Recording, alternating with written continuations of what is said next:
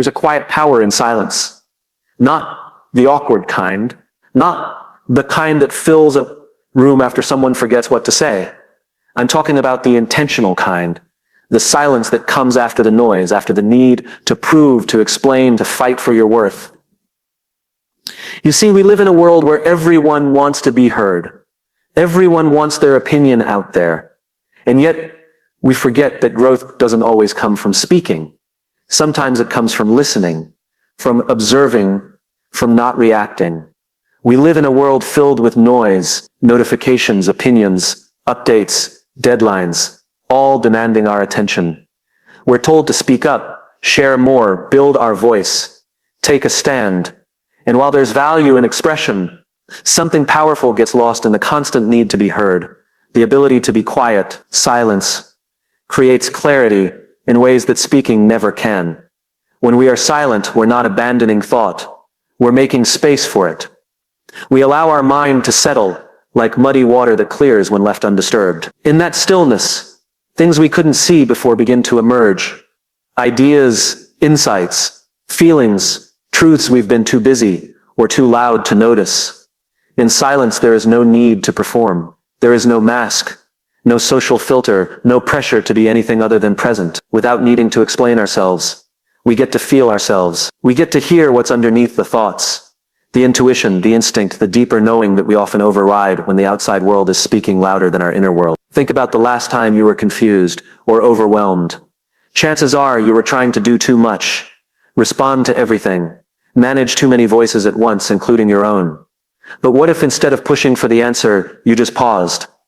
Not to escape the moment, but to sink into it, to let your nervous system reset, to let your mind breathe. In that space, clarity often arrives uninvited. Not because you forced it, but because you created room for it.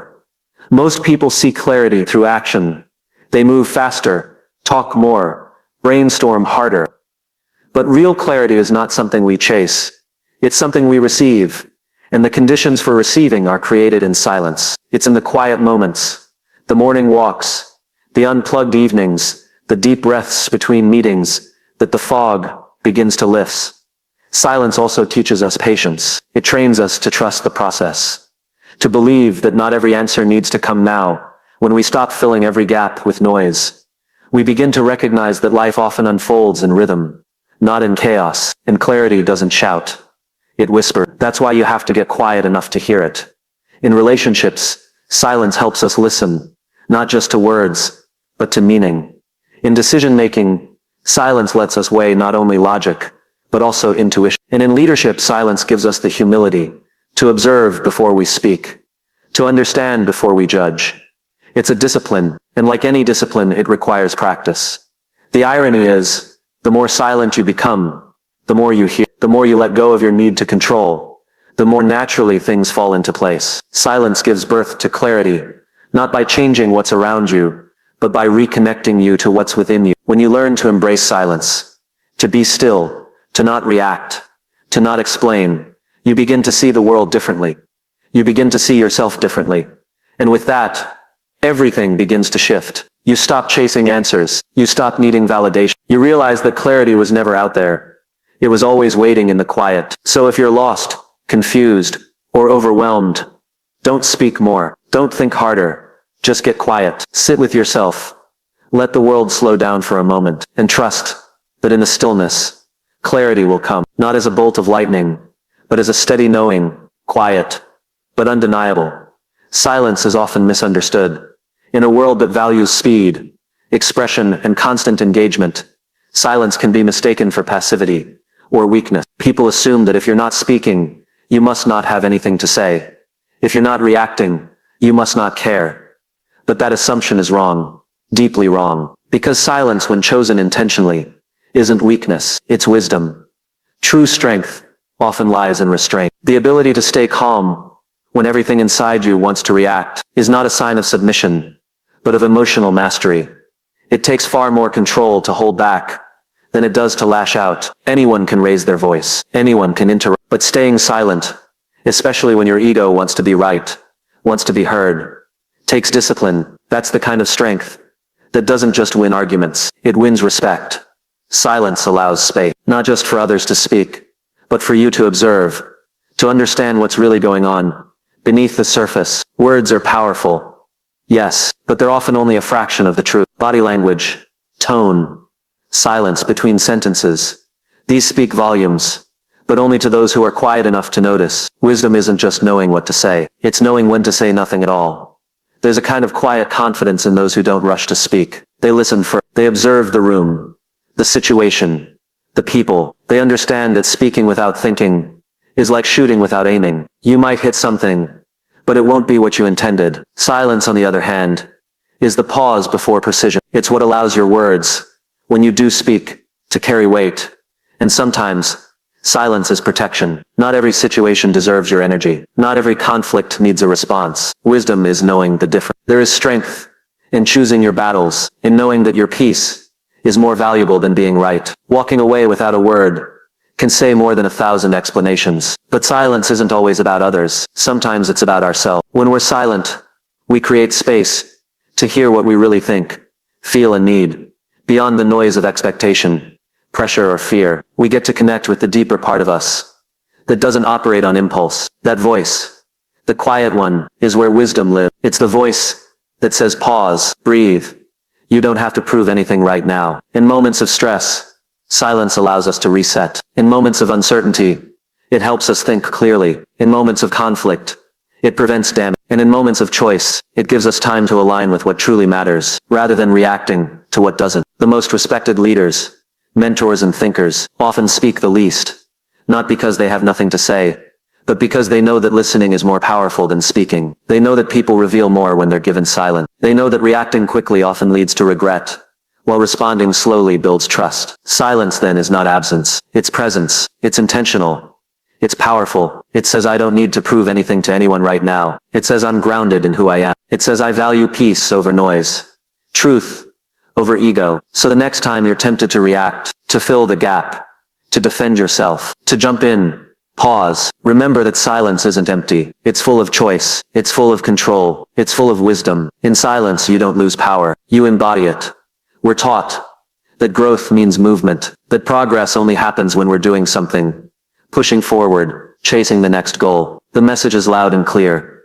Hustle harder, move faster, do more. But what if that's only part of the truth? What if real lasting growth doesn't always come from action? What if some of the most important transformation happens in the quiet, in the stillness, in the moments where nothing seems to be happening at all? Growth isn't always loud. It's not always visible or measurable. Sometimes the most profound shifts happen beneath the surface, where no one, not even you, can see them yet. A seed doesn't sprout the moment you plant it. It rests, hidden underground, while it absorbs water and roots itself into the soil. To the outside world, it looks like nothing is happening, but something essential is taking place. Preparation. We're not so different. There are seasons in life where our growth looks like movement, launching something new, taking risks, stepping outside our comfort zone. But there are also seasons where growth looks like rest, like pulling back, like sitting with discomfort, processing pain, or simply letting time do its work. These seasons aren't glamorous, and they don't get applause, but they're necessary. When we constantly associate progress with action, we risk burning ourselves out. We begin to believe that stillness means we're falling behind. But growth is not a straight line. It's a rhythm. It requires expansion and contraction, movement and pause, effort and reflection. The pause doesn't mean you've stopped. It means you're integrating, and integration is what turns experiences into wisdom. There's also a kind of growth that comes from surrender, from letting go of control and allowing life to unfold in its own time. Not everything can be forced. Some lessons arrive only when we stop trying to make them come. Some answers only show up when we stop asking. Some healing only begins when we finally stop fighting what we feel. Action is necessary, yes, but not all action is effective. Without alignment, we can be busy without being productive. We can be moving, but in the wrong direction. Silence and stillness create the space for that alignment to happen. They give us time to ask the deeper questions. Why am I doing this? Is this right for me? What do I actually need? This kind of reflection isn't easy. It requires patience. It requires trust in the process, in ourselves, and in the idea that growth doesn't need to be constant or dramatic to be real. Sometimes Just surviving a hard season is growth. Sometimes saying no is growth. Sometimes choosing rest over burnout is growth. And sometimes the decision not to act, to observe, to wait, to listen is the wisest action of all. In those moments where it feels like nothing's changing, something often is. You're developing inner strength. You're learning to hold space for uncertainty. You're letting go of old patterns. You're becoming more emotionally resilient. These are things that don't always show up on the outside right away, but they are the foundation for everything that will come later. So if you're in a season where you're not moving as fast, where things feel slow, or even stuck, don't panic. Don't force something just to feel in control. Sit with it. Trust it. This moment, as still as it may seem, might be exactly what you need. Because growth doesn't always come from action. Sometimes it comes from being, from breathing, from allowing yourself to simply be here, fully, quietly, and open to what's unfolding. Nature doesn't rush, it doesn't force, and yet everything in nature unfolds exactly as it should. Trees don't stretch overnight, rivers don't cut through mountains in a day. The sun rises and sets with quiet consistency, never needing to prove its power. The seasons change without announcement, without urgency. Nature thrives, not through pressure but through timing, rhythm, and patience. We often forget that we're part of nature too. Somewhere along the way, we adopted the belief that we need to force our way through life, that progress only comes through pressure, that success demands struggle. And while effort and intention are essential, there's something nature understands that many of us forget. Force is not the only path to growth. In fact, it can often get in the way. Look at a flower. It blooms when it's ready. You can't pull the petals open to make it grow faster. You'll only damage it. You can't yell at the soil and expect the roots to deepen. Growth takes time. It takes conditions. It takes alignment. And most of all, it takes patience. The flower doesn't fight the process. It just trusts. And in doing so, it becomes exactly what it was meant to be. The same truth applies to us. When we force things, when we push, manipulate, or obsess, we create resistance. We disconnect from flow, and we often end up further from what we're trying to reach. Force comes from fear, the fear that things won't happen unless we control them. But nature reminds us, the most powerful changes often happen organically. Consider a river. It doesn't bulldoze its way forward. It flows gently but persistently around obstacles. Over time, its presence shapes landscapes, not through violence, but through consistency. The river doesn't panic when it meets a rock. It adapts, it curves, it trusts the path, and eventually, it carves through even the toughest terrain. This doesn't mean we stop trying or give up responsibility, but it does mean we shift our mindset. We stop believing that everything must happen now, that we must always be in control, that success is only valid if it's hard-won. Sometimes, the most meaningful progress comes when we let go, when we do the work, and then step back, when we plant the seed, and then allow it to grow on its own time. Nature is rooted in trust. It trusts the process, the timing,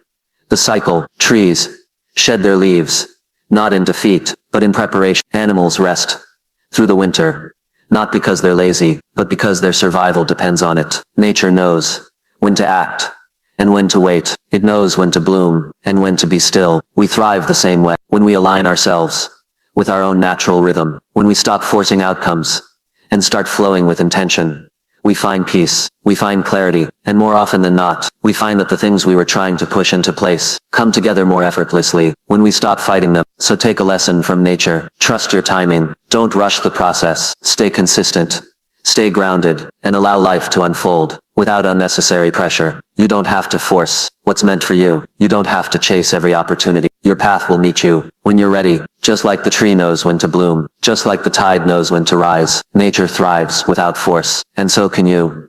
There's a quiet kind of power that doesn't need an announcement. It doesn't demand attention, doesn't raise its voice, doesn't compete to be seen. It simply is. It moves through a room without needing to dominate it. It influences without forcing. That power is energy.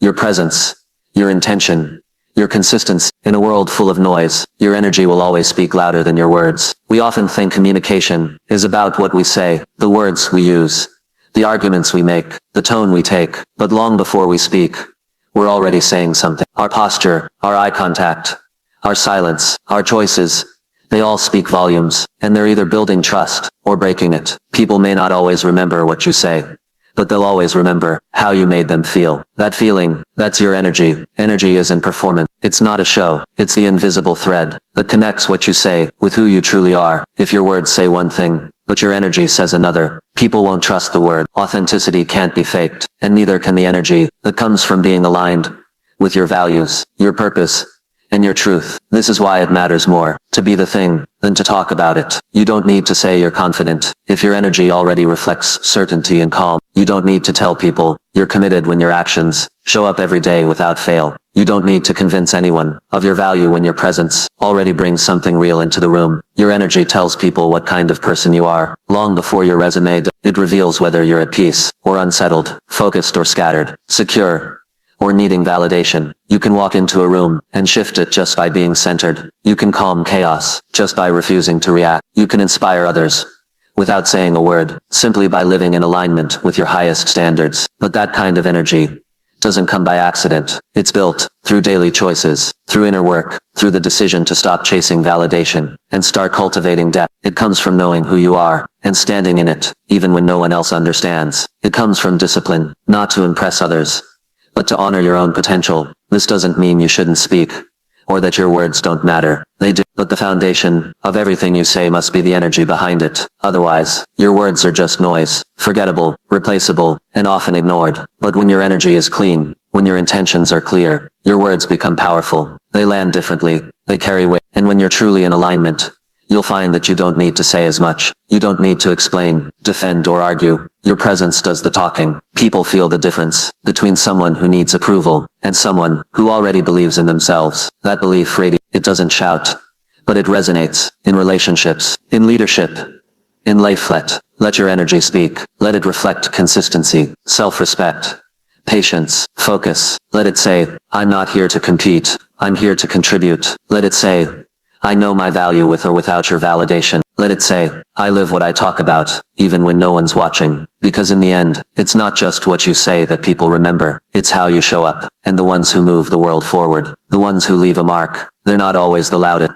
They're the most aligned. So speak if you must, but let your energy speak louder. There's a deep peace that comes from realizing you don't have to chase everything. You don't have to beg for opportunities, force connections, or convince anyone of your worth. When you're aligned, truly aligned, with who you are, what you value and what you stand for, what's meant for you begins to find you, not because you're doing less, but because you're moving from a place of truth. That kind of energy is magnetic. Alignment means your thoughts, words, actions, and intentions are all working together. It means you're not pretending, not performing, not trying to be something you're not. You're rooted, clear, calm, and from that clarity, your life begins to organize itself around you. The people who resonate with you show up. The opportunities that fit your path unfold. The situations that used to drain you start falling away, not because you push them, but because they no longer match who you are becoming. Chasing, on the other hand, often comes from lack, from fear, from the belief that you're running out of time, that you're not enough, that unless you make it happen by force, it won't happen at all. But the truth is, anything built from misalignment will eventually collapse. A relationship based on pretense, a job accepted out of desperation, a life lived just to impress others. These things can't sustain themselves because they're not rooted in authenticity. They're rooted in fear, and fear is a weak foundation. When you're aligned, you stop needing to constantly hustle for your worth. You still show up, you still work hard, but your actions come from confidence, not insecurity. You stop settling. You stop chasing people who don't see you. You stop compromising your peace to fit into spaces you've outgrown. And the more you stand in your truth, the more life begins to reflect that back to you. Alignment doesn't mean life will be perfect. There will still be challenges, still be delays, still be uncertainty. But the difference is, you won't feel lost in it. You'll know that you're not waiting for life to save you. You're becoming someone life can meet halfway. And in that becoming, the right things begin to stick. We all want results. We want success, love, recognition, fulfillment. But it's not about wanting. It's about matching. You have to become the kind of person who naturally attracts those outcomes. You can't call in peace while living in chaos. You can't ask for loyalty